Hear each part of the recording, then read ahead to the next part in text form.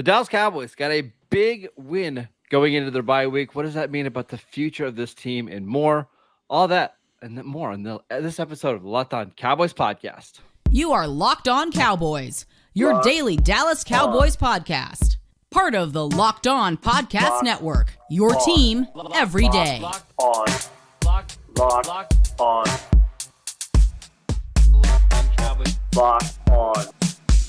Cowboys.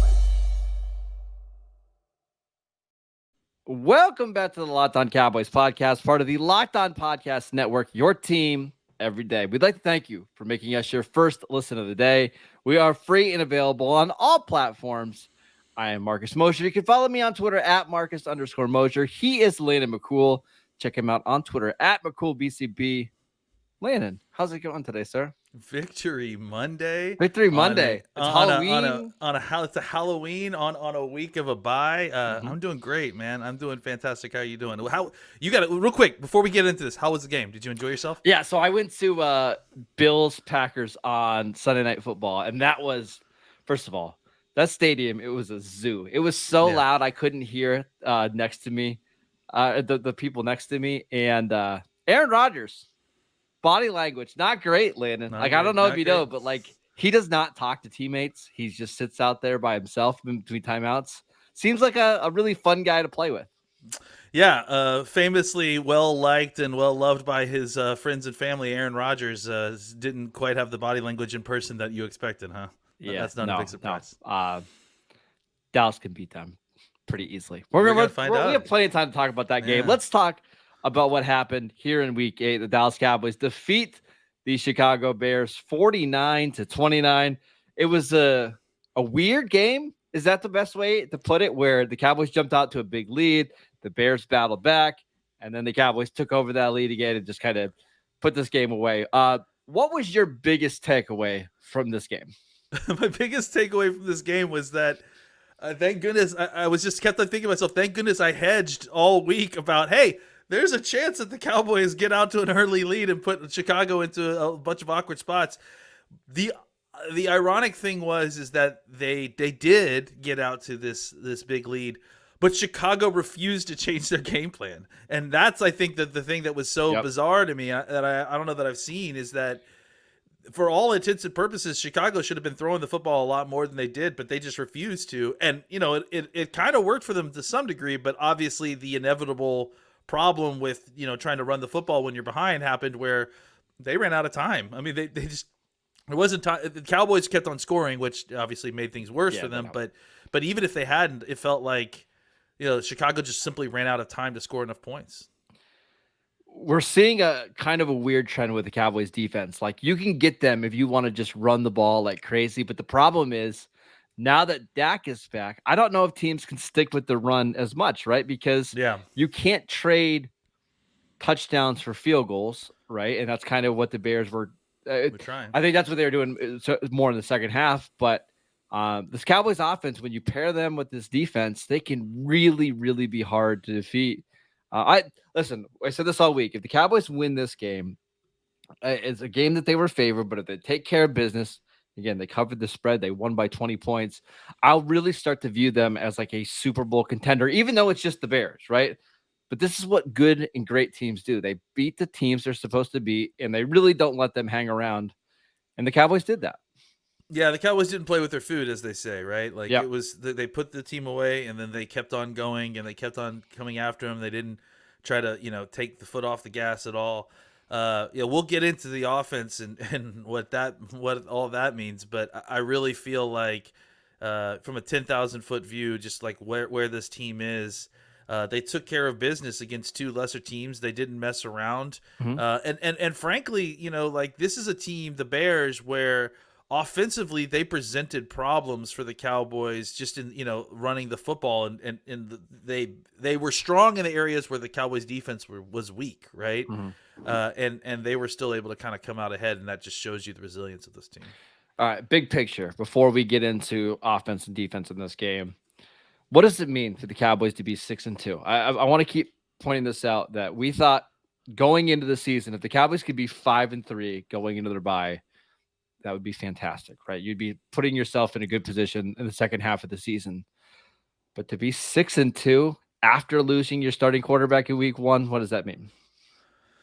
I mean, again, I hate to keep using the word, but they talk about it the word a lot. It was, I think, the T-shirt word, that they have, resilience. I just the fact that they are so deep and so young and able to overcome so much. I think it just shows a great combination of talent and depth and coaching that was able to kind of guide them through all this. And look, if they can get through this bye week and kind of heal up again.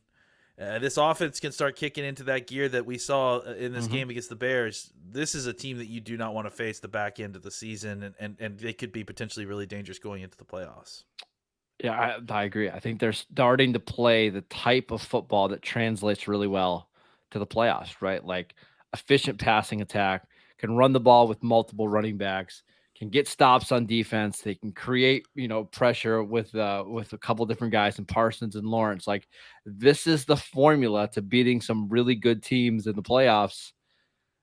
Gotta admit, like this is the first time in a long time that I'm legitimately excited about what this team could potentially do in the playoffs. Even last year, like I thought they had some holes, on their defense. There were some spots that you could get them. Not this year. Like this is just it's a really, really good football team. And it's a shame that they're playing in the NFC East where, they're 2.5 games back of the number 1 seed. They might be like the 3rd or 4th best team in the NFL right now. Yeah, and that's the issue, right? Is that because the Philly is just had such a great run that Dallas is still fighting for a wild card spot at this point. So, but listen, that certainly hadn't stopped other teams in the past before, and it's certainly having the number 1 seed certainly didn't end up helping the Cowboys last year, or certainly didn't having a top seed didn't help them very much. So we'll see how all right, let's talk about the Cowboys offense. But before we do that, we want to let you know that this show is sponsored by BetterHelp Therapy Online. Unfortunately, life doesn't come with a user manual, so when it's not working for you, it's normal to feel stuck. Therapists are trained to help you figure out the cause of challenging emotions and learn productive coping skills, which makes therapy the closest thing to a guided tour of the complex engine called you. BetterHelp has connected over 3 million people with licensed therapists. It's convenient, secure, and accessible anywhere, 100% online. Everyone deserves to feel their best. BetterHelp makes it easier to get started. As the world's largest therapy service, they've matched millions of people with professionally licensed and vetted therapists, available 100% online. All the benefits of in-person therapy, plus it's more convenient, more accessible, and more affordable. No waiting rooms, no traffic, no endless searches for the right therapist. Get unstuck with BetterHelp. Learn more and save 10% off your first month at betterhelp.com/lockedon. That is betterhelp.com/lockedon.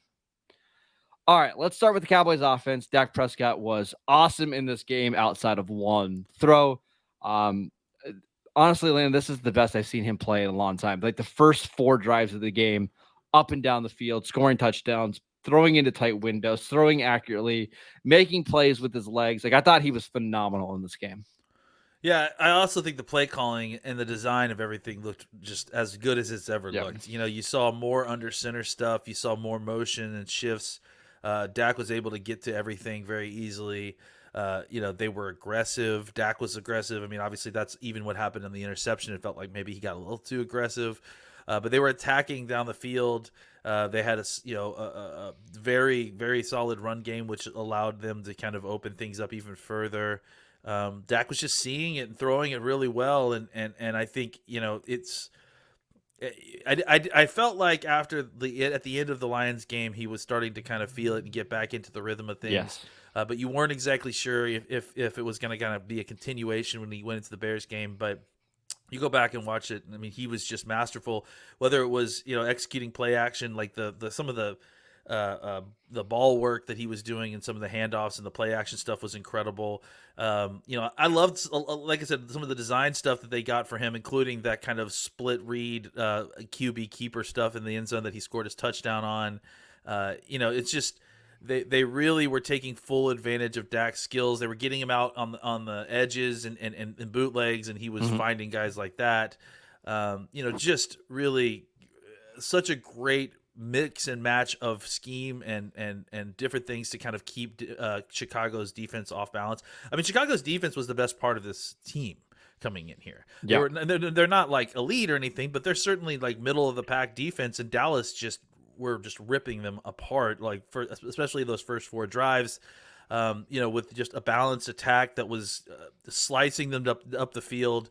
In the run game, just with huge chunks as the offensive line was blowing open huge holes, and Pollard was obviously masterful throughout the game. And then just using that to kind of create play action opportunities, create passing windows, and Dak was just slicing them with accurate passes almost the entire day. And you can see that this offense still has room to grow. Like, yeah, we'll talk about Tony Pollard and stuff, but like Ezekiel Elliott offers something different in this offense that they just didn't have yesterday on some of the short yardage stuff.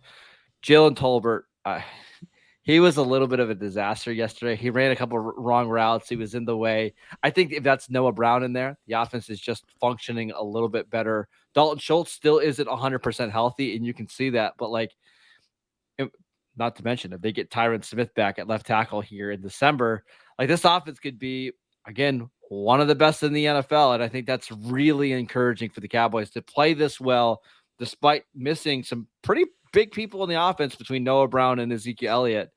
You've got to feel good about what the offense looked like on Sunday.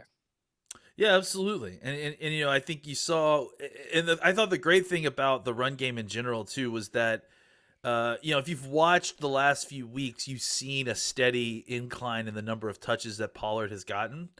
And this game wasn't like an exponential growth in that area. No, it was very similar to what he's been doing, right? Maybe he got two more touches. 2 more carries than he did last week, Exactly. And so, and I think it was just results based, and I like that. And I think that, there's going to be all week, we're going to hear it about Zeke versus Pollard. So just go ahead and prepare yourself for it. But if you're asking me, I think what you're seeing is that as the season is going on, the percentage of these carries are slowly shifting, right? Pollard is continuing to get increases in touches as the season goes on. And I wouldn't be surprised if it was, it's been about 50-50 these last few weeks anyways. So, well, I was telling actually my brother who I was watching the game with yesterday, I said, Mario? if you remove like certain runs that Zeke gets, like the short yardage and the goal line stuff, I'm pretty sure Pollard has more touches this year, right? Like I don't want to call them like neutral touches, but that's kind of what they are. Like between the 20s, first and second down, they're pretty similar. And I think that's what I would like to see long-term for this team is like not have Zeke getting 17 touches and Pollard getting 6. But hey, if it's 14 for Zeke and 13 for Pollard, that's perfectly fine for me. Like that's a good number for both of those guys. And if anything, what I think you want is Zeke taking the majority of the carries early in the season. Yes. So that Pollard is not incurring those touches on him through the season, so that by the time the back end of the season, the playoff starts, you've got as fresh a Pollard as you want. That's why I think you need both of these guys, because you don't want to have Pollard out there being your only back, because you'll use him up like all running backs get used up. You want to extend the window that you have a Pollard with juice, and by doing that, you have to kind of portion out his carries, not because he can't handle it or that he's having a reduce. You're saving him from himself is really what you're doing. Exactly. So I think that's what the Cowboys are doing here. That's why they're going to continue to give the ball to Zeke a lot, is because both of these guys are better when they have less touches on their body at the end of the season. And I think, what I think that we have learned here is that maybe it's time to start thinking about getting Pollard heavy touches earlier in the game, right? Because I think it really did help kind of get the offense in a roll early, and that specific game script is just very good for the Cowboys. And if they can get ahead, obviously it's even better for their defense. We got to see a little bit more of Michael Gallup in this game. He looked a little bit better. The Cowboys did get him a couple of early game touches to get him going a little bit. CeeDee Lamb continues to be really efficient. I think he had 74 yards on 7 targets. He's just not going to be one of these guys like Cooper Kupp or Justin Jefferson that gets 13, 14 targets every game, because Dak's not that type of quarterback, right? Dak is a very much throw it to the open guy, not going to force feed him. And that's, to his credit and to the Cowboys' credit, it's worked really well whenever Dak has been in the lineup. they're a multiple formation team. They're not, static 11 personnel where you're always going to have the same folks on the team. I mean, CeeDee Lamb is always on the field, it would seem like. But Yep. I think that the opportunities for everyone are intentionally being spread around because they want it to be difficult for you to figure out exactly where the ball is going. Yep. So I think that's kind of the main difference there. We should talk about this just really, really briefly. Jerry Jones did make a comment about potentially making a move for a receiver after the game. From just based on what you saw, do you think that's wise? Do you think they need a little bit more in this passing game outside of Gallup and outside of CD? I want to know the names, I don't know, because the names that are kind of being bantied about, it just doesn't make a ton of sense, right? Like Brandon Cooks is going to be too expensive, and I don't know if that fits Dak all that well, anyways, right? Yeah. DJ Moore seems like it would cost you a first round pick, and I love DJ Moore, but that would be another guy that you're paying $20 million a year.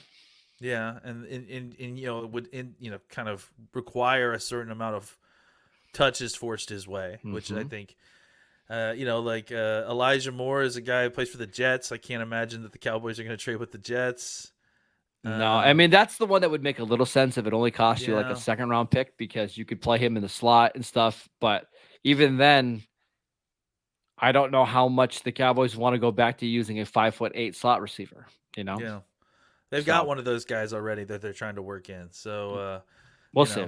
We'll see. To me, it just I can't come up with the right fit. If there was a right fit, yeah, I think that this offense could maybe use one more guy at least to kind of help facilitate things as Gallup continues to get healthier and healthier. But I mean, I can't come up with a good fit right now. I'd rather add another offensive lineman to help you out. Maybe. Seriously. Maybe. Yeah. All right, let's talk about the defense. But before we do that, we want to tell you about Blue Nile. Whether you're ready to pop the question or you're celebrating a milestone moment, find jewelry as unique as her with the modern convenience of online shopping at BlueNile.com. Blue Nile has simple online tools that let you choose the diamond shape, size, and clarity, as well as setting style. Blue Nile will then handcraft a perfect engagement ring, in each ring being one of a kind. Make your moment sparkle with BlueNile.com, and Locked On Cowboy listeners will get $50 off purchases of $500 or more. This podcast exclusive includes engagement. Use promo code Locked On. That is promo code Locked On. Plus, every order is insured. It ships free and it arrives in secret packaging that won't give away what's inside. Shop stress-free and find your forever piece. Go to BlueNile.com today. All right, let's talk about the defense, Landon. How concerned are you about their run defense after the Bears just kind of gashed them in this game? I'm only kind of concerned, honestly, because I need to go back and watch the tape. But to me, it just felt like those refs were not calling anything at all as far as holding goes. It felt like every single time I saw a run go to the edge, I saw, especially on the kind of wide zone runs where they would cut back, it felt like I saw tackles grabbing our linebackers, not allowing them to change direction. I mean, listen, the Cowboys' run defense has not been great. It's a weakness. I don't know. I need to go back and watch. I want to go back and watch this all 22 tape because it just felt like there was just snap after snap after snap of terrible, terrible holding. And it was, especially on the second level where guys weren't able to change directions to kind of get back to fill the gaps on a bend back run. So I'm concerned, I think, but I also think the other part about this is that I don't know that there's another team out there that's going to be able to run the football like this. And that's the thing is like when you get to the NFC playoffs, I think the 49ers are a bad matchup for the Cowboys, but their run game is completely different than the Bears' run game. Right, Yeah. because the Cowboys had to honor Justin Fields and his rushing ability, and a lot of their long runs in this game came from Justin Fields. Jimmy Garoppolo isn't going to do that, right? Yeah. Aaron Rodgers, the Packers can run the ball really well. Aaron Rodgers is not going to kill you with their legs, right? So if you're only giving up, 6, 7, and 8 yard runs, okay, it's not great, but it's also not backbreaking either. Justin Fields has the ability to turn a play into a 35-yard game with a blink of an eye. That's why I'm not all that concerned yet. Not yet. Yeah, it seems like there's a lot of circumstance there. I just don't know that how many other teams that we play on the schedule are going to be able to replicate that kind of running game necessarily without incurring a bunch of penalties. First of all, and I second mean, of all, Eagles are probably the only other one, right? probably, but I don't think Hurts is not the same kind of athlete as Fields. I mean, just No. they're different athletes, and Hurts is still a good runner. Not Fields to is take that away, but a much Fields better will eat up yardage very quickly. Yep. So that's, I think, the main difference. Yep. We should also mention Damone Clark. I mean, first of all, this is just crazy that he's even on the field and didn't practice at all in training camp, didn't play in the preseason, didn't play in the first 7 games of the season. His first game active, he plays 40 snaps for the Cowboys on defense. And I think he was like their 4th or 5th highest graded defender. I don't want to say that he was like going to replace Anthony Barr, but he might replace Anthony Barr. I mean, he was legitimately good. Yeah. I mean, I don't know. Like, it's not like Anthony Barr was playing lights out. I mean, he's playing okay. It was up and down at times. And Damone Clark didn't play poorly. I thought, again, we'll go back and watch the tape to see how he played. But, I mean, look, I tweeted it after the game. I think one of the most interesting positions to look at on the other side of the bye this coming in is linebacker. What's going to happen here? Because you've got Damone Clark who came in and played those snaps. Anthony Barr's got some sort of hamstring situation. We'll see how that kind of works itself out. Jabril Cox has not been able to get on the field for this entire year so far.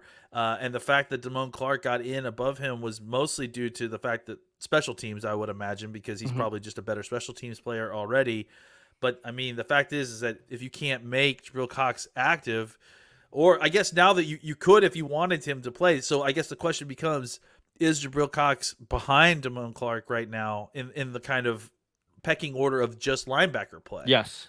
That's something we're going to find out. So, I think it's obviously an incredible story for Damone Clark. What a comeback from all this, and to be able to go out there and play the way he did just shows you what kind of person he is. Frankly, yeah, you gotta feel really good about the Cowboys' young linebackers. Even though Jabril Cox isn't active, like you have somebody who can play, and the Cowboys don't need him right now because Van Der Esch is playing well. Damone Clark is back on the field.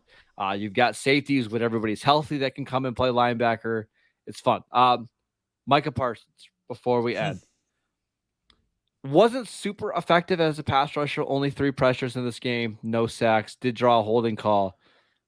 But every week he makes a play that is just shocking, right? And it's his hustle and his effort that ends up helping the Cowboys win this game. Last week, it was the tackle on the tight end at the 1-yard line that saved a touchdown. This week, he's rushing the passer against Braxton Jones. He comes off of that. He recovers the fumble, and then he runs it in for a touchdown. I mean, even in games where he's having a quote-unquote down game, he just finds ways to make an impact. Well, let's also keep in mind, right? When he's having a down game and impact, it's because the offensive coordinator in the offense is going to monumental lengths to remove him from the game. Right? They're using 2 or 3 blockers. They're game planning around him. Frankly, I mean, part of what we talked about up front, the unwillingness of the Chicago Bears to start throwing the football. I mean, that has everything to do with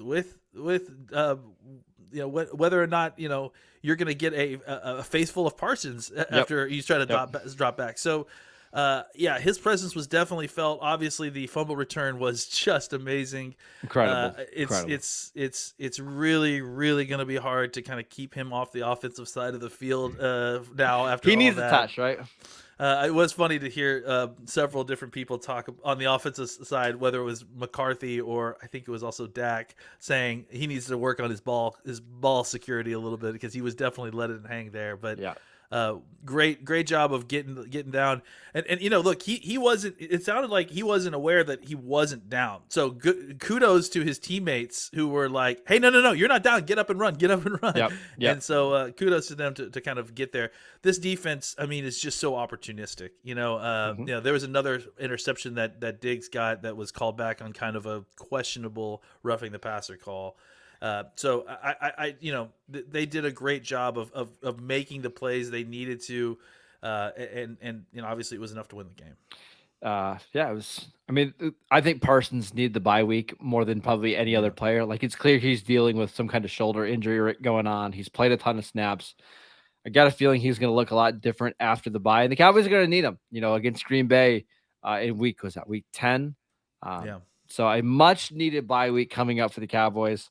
Landon, you and we're not going to be on a bye week. We've got lots to talk about this week between the trade deadline that's going to be happening on November 1st. That's Tuesday. We'll get a show out talking about some targets, whether or not the Cowboys will make a trade.